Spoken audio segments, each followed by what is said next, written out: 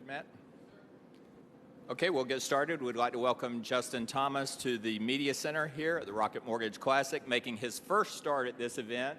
Justin, welcome to Detroit. You just got off the golf course. If we can get some comments on being here and this golf course specifically. I've really enjoyed my time here so far. I felt very welcomed. It's been cool. The golf course is fun, very, very old school.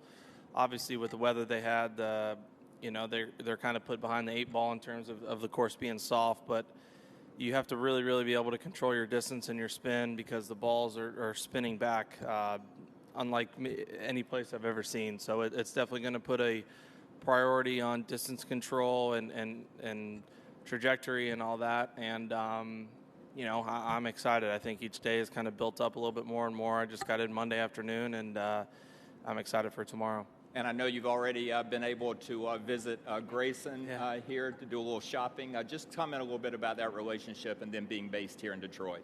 Yeah, it's really cool. I know I've had a great relationship with Charlie at Grayson for a while now, and he's been in my ear for a couple of years now to come to this tournament, and I'm very glad that we could mutually make it happen. And it's the amount of effort that not only him but everybody in the team puts into that company.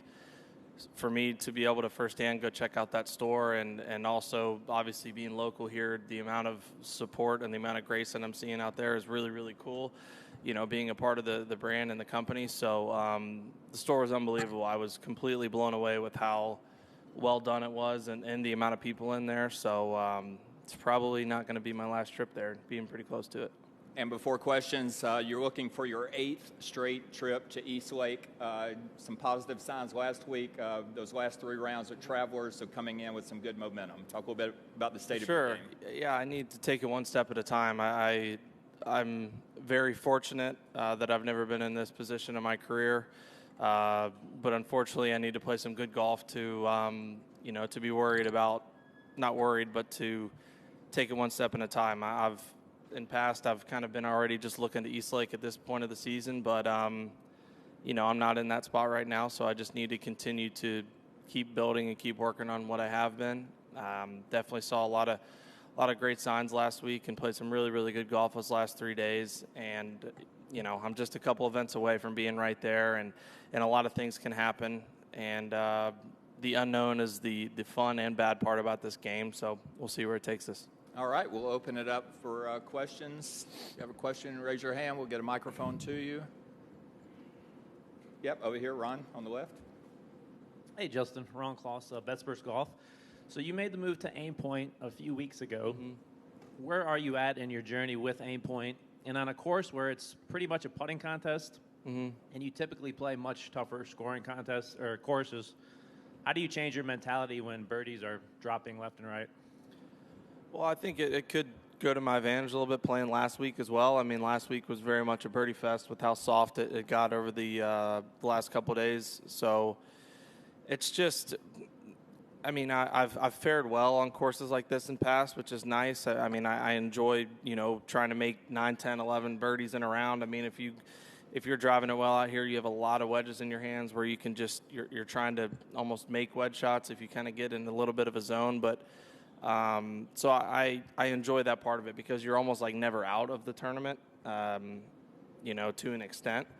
But the AimPoint process has been fun. I mean, I'm learning a lot more just each and every week. I think I had a pretty good process last week of going about it. And greens this severe, it can definitely be. I can use it to my advantage and some putts here and there, but it's still going to require a lot of my artistic and feel side on some of the big breaking putts, and that's where I kind of mix the two. All right, let's go to Larry in the front here. How much of your interest in boosting the FedEx Standings, your place in it, has you here this week? I mean, quite a bit, to be honest. I was outside the playoffs going into last week, and, I would love to, be able to kind of have the same schedule I have in the past, but at the same time, it's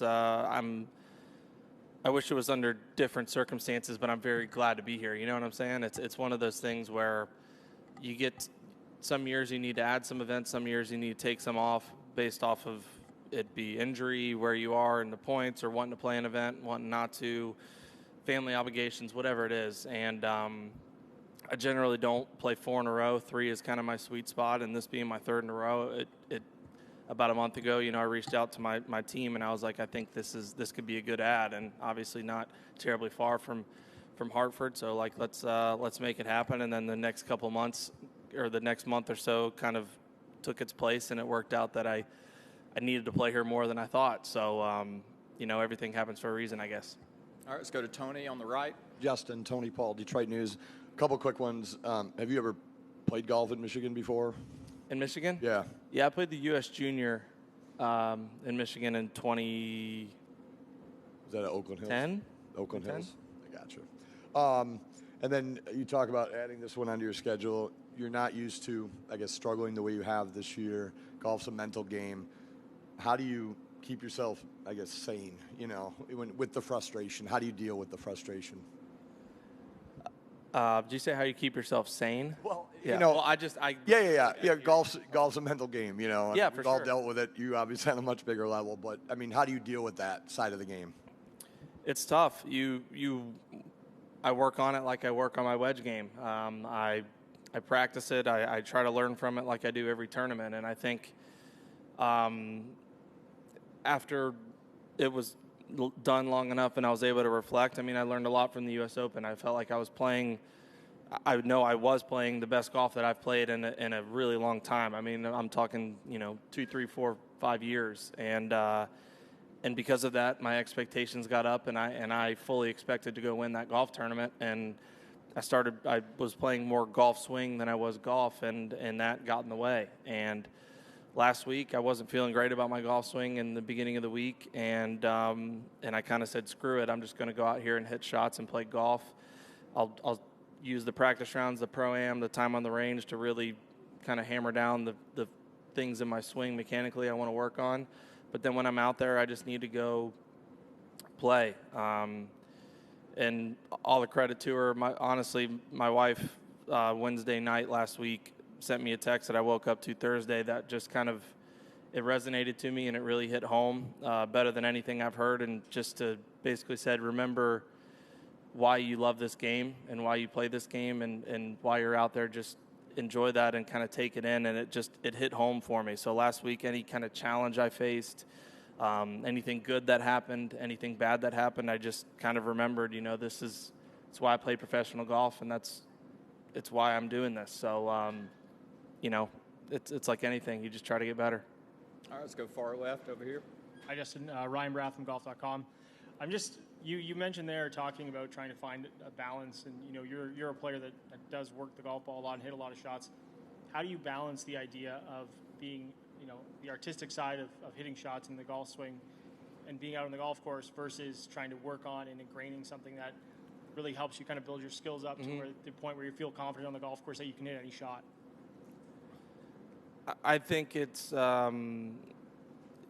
there's just a time and a place for both. When I'm on the range, there's specific times on the range where I might be trying to work it. If I'm working on club face control or I'm just trying to hit certain shots. But I think I've done a pretty good job of trying to separate each thing. When I'm working on distance control, I'm working on distance control. If I'm working on shots, I'm working on shots. I'm not trying to mix, a lot of mechanics, a lot of distance control, and a lot of shot shaping and trajectory all in one, because then it's just not realistic. I almost kind of like separate them, if you will. And, if I'm there working on mechanical and swing stuff, like I don't really care what the ball's doing, because that's not the goal of that. The goal of that is to feel what is right, so then I know what that is, to where I can do that repeated over and over and over again, to where I don't have to think about it anymore. And then when I'm comfortable enough, I'm able to go hit those shots. Thank you. Okay. All right. Anything else? All good? Justin, thank you for your time. Thanks.